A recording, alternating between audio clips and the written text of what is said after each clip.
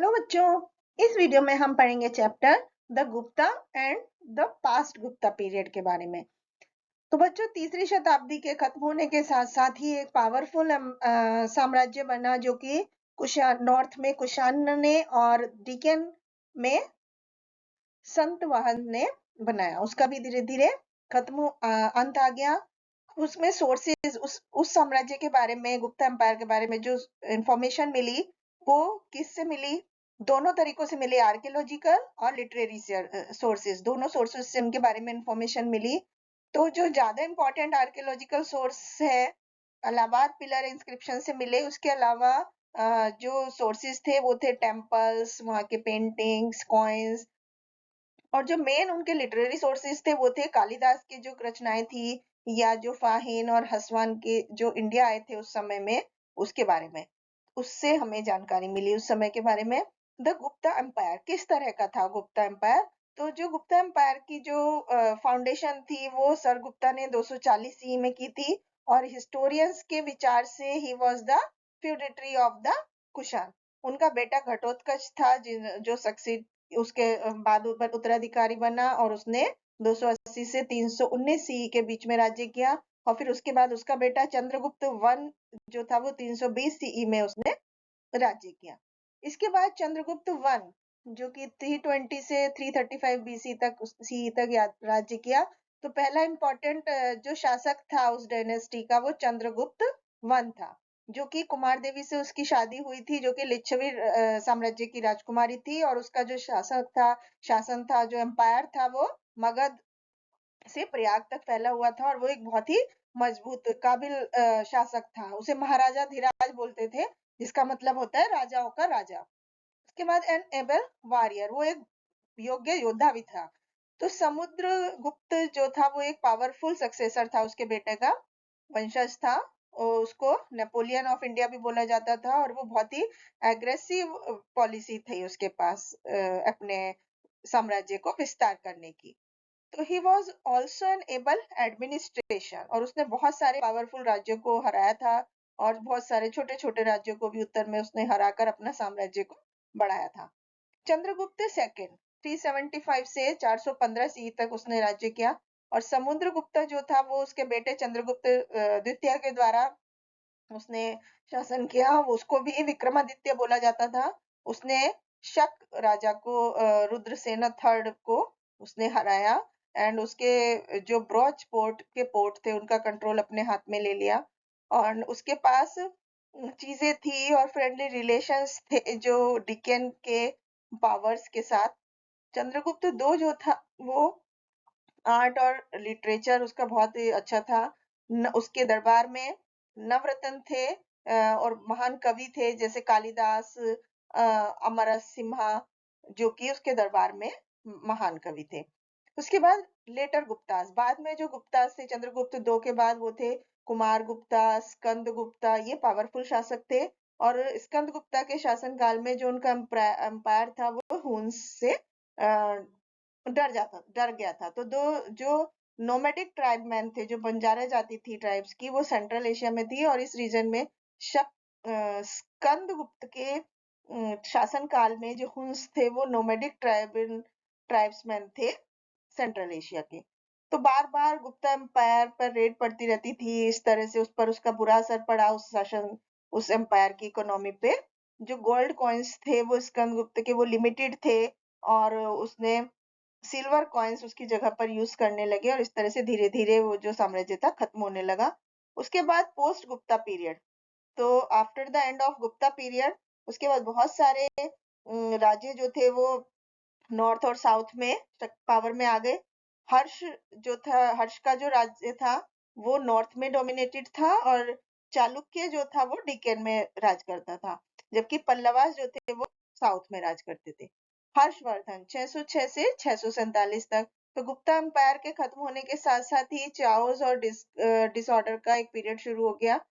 छोटे छोटे राज्य थे जो एक दूसरे के विरुद्ध लड़ते रहते थे। फाइनली हर्षवर्धन ने इन राज्यों पर जीत हासिल कर ली और एक पावरफुल साम्राज्य बना लिया। उसके बाद सोर्सेज, तो जो दो मेन किताबें हैं जो हमें हर्ष के समय के बारे में बताती हैं, उस समय के डेवलपमेंट के बारे में बताती हैं, एक है हर्ष चरित्र और जो कि राजा की बायोग्राफी है, जो कि बाण भट्ट ने लिखी है, जो उनके दरबार के फेमस कवि थे। और ये बुक जो है वो संस्कृत में लिखी हुई। तो इस बुक में जो मिलिट्री की लिस्ट है और कल्चरल अचीवमेंट है हर्ष की, वो सब लिखी हुई है। इसके अलावा दूसरी किताबें भी हैं जो ह्यून ने लिखी है इंडिया हर्ष के शासनकाल की। उसके बाद मिलिट्री कैंपेन्स थे हर्ष के राजधानी में, जो कि कन्नौज थी। हर्ष ने पंजाब, ईस्टर्न राजस्थान और गंगा वैली का जो पूरा था असम तक का हिस्सा, वो उसने जीत हासिल कर ली थी। इसके बाद हर्ष ए पैट्रन ऑफ आर्ट्स। तो हर्ष जो थे आर्ट, कल्चर और लिटरेचर के प्रेमी थे और उन्होंने अपने बहुत सारे मतलब अपने विद्यार्थियों को ये सब चीजें सिखाई थी, इसके बारे में सिखाया था। उनके जो स्कॉलर्स थे, जो विद्यार्थी थे, वो थे बाण भट्ट, सुबंधु, दंडिन, जो कि उनके दरबार में रहते थे। और वो एक अपने आप भी एक बहुत अच्छे राइटर थे और उन्होंने संस्कृत में 3 प्ले लिखे, रत्नावली, प्रियदर्शिका और नागानंदा। हर्ष अपने आप बुद्धिज्म से प्रभावित थे, लेकिन वो एक्सट्रीमली सभी धर्मों को टॉलरेंट करते थे। 641 बीसी में उन्होंने 5वां बुद्धिस्ट काउंसिल कन्नौज में ऑर्गेनाइज किया, और जो कि मनी के लिए वो यूनिवर्सिटी ऑफ नालंदा के डेवलपमेंट के लिए उन्होंने अपना मनी अरेंज किया। और इट वाज ये जो था प्रॉस्पर्ड सेंटर पर पैट्रोनेज था और बाद में लर्निंग सीखने के लिए बहुत ही अच्छा केंद्र बन गया था। इसके बाद ह्यून संग जो था उसने एग्रीकल्चर के बारे में लोगों को बताया, गांव में लोगों को खेती के बारे में बताया। और he has mentioned about the existence of rigid caste system. उसके एरिया में कास्ट सिस्टम के बारे में, लोग जो थे वो बहुत सारी कास्ट और सब कास्ट में डिवाइडेड थे, चंडाल्स या अनटचेबल जिसको बोलते थे। तो they had to live outside the city, उनको क्या था, शहर से बाहर रहना पड़ता था। Nalanda the famous centre of learning. Nalanda जो है बच्चों वो बिहार में सिचुएटेड है, और एक ये पुराने समय के बारे में जानकारी सीखने का ये बहुत अच्छा सेंटर है। यहाँ पर शिष्य हर पूरे देश से लोग आते हैं सीखने के लिए, और पड़ोस के कंट्री से भी आते हैं, जैसे कि श्रीलंका, चाइना आदि से। और वो इस यूनिवर्सिटी को हर एक साल बहुत सीखने के पर्पज से इसमें बच्चे पढ़ते हैं। और ये यूनिवर्सिटी शायद 5th सेंचुरी में गुप्ता रूलर द्वारा स्थापित की गई थी। इसके बाद चालुक्यास। तो जैसे सतवाहंस के डिक्लाइन के बाद बहुत सारे छोटे छोटे राज्य बने, जिससे डिकन का जो थी तरक्की होने लगी। उनके बीच में ज्यादा पावरफुल जो था वो था वक्तक्स, तो जो कि जिसका बहुत ही थोड़ा पीरियड था। इसके बाद पुलकेशिन सेकंड, जो कि 608 से 642 बीसी तक थे। ये बहुत ही चालुक्य शासक थे, सबसे ज्यादा फेमस। और प्रशस्ति जो थी वो रविक्तरी ने कंपोज की थी, उनके दरबार के फेमस कवि थे जिन्होंने बहुत सारे कीमती जानकारी दी उस साम्राज्य उस समय के बारे में। उनके हिसाब से पुलकेशिन द्वितीय जो थे उसने हर्ष को हराया and checked his advance into the decker. उसके बाद पल्लवास ऑफ कांची आए। पल्लवास जो थे वो सतवाहंस के गवर्नर थे, और उनके डिक्लाइन के सतवाहन के डिक्लाइन के बाद वो इंडिपेंडेंट हो गए थे, और उन्होंने कांची या कांचीपुरम बनाया था, जो कि उनकी राजधानी, और वहां पर राज किया था। इसके बाद एडमिनिस्ट्रेशन की बात करें तो हमें एडमिनिस्ट्रेटिव सिस्टम के बारे में उस समय के फाइन या ह्यून सांग के किताबों से पता चला। और जो वहाँ king was the head of the administration, राजा जो था उनका हेड होता था, और वो काउंसिल ऑफ मिनिस्टर्स उनको असिस्ट करते थे। तो पूरा एम्पायर जो था वो भुक्तिस के में डिवाइडेड था। जो राजकुमार होते थे वो अक्सर प्रोविनेंस, जो उनके गवर्नर्स के थे प्रोविनेंस, उनको अपॉइंट करते थे। और प्रोविंस जो थे वो फर्दर डिस्ट्रिक्ट या विषयास में डिवाइडेड होते थे, और ये डिस्ट्रिक्ट जो थे आयुक्त में एडमिनिस्ट्रेट करते थे। इसी तरह से गांव जो थी वो सबसे लोअर एडमिनिस्ट्रेटिव यूनिट थी, जो कि गांव के बड़ों द्वारा संचालित की जाती थी। इसके बाद रिवेन्यू और इकोनॉमी। तो एग्रीकल्चर जो था लोगों का मेन व्यवसाय था, और यहाँ से लैंड का रिवेन्यू आता था। इसके बाद बहुत सारे रिवेन्यू ऑफिसर्स थे रिवेन्यू इकट्ठा करने के लिए।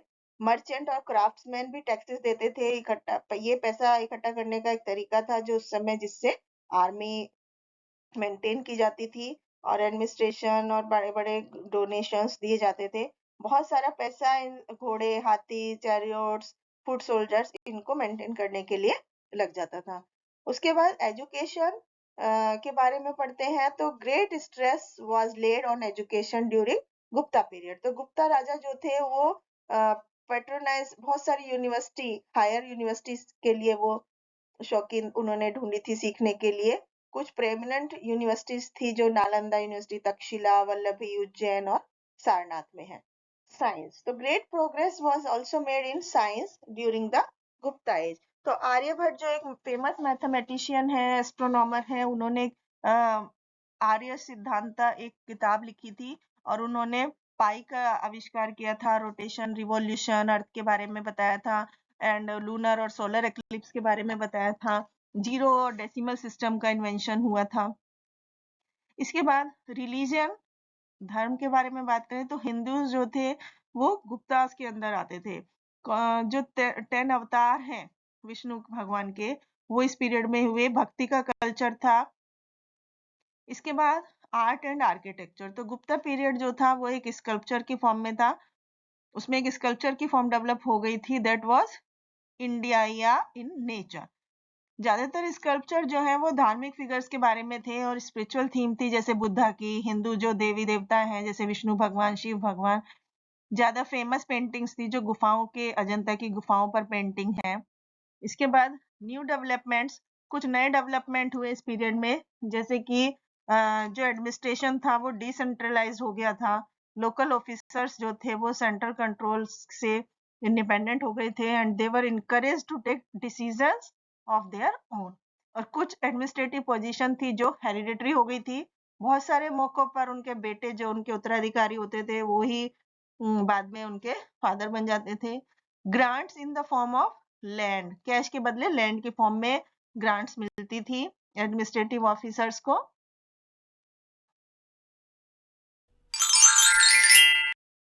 Thank you.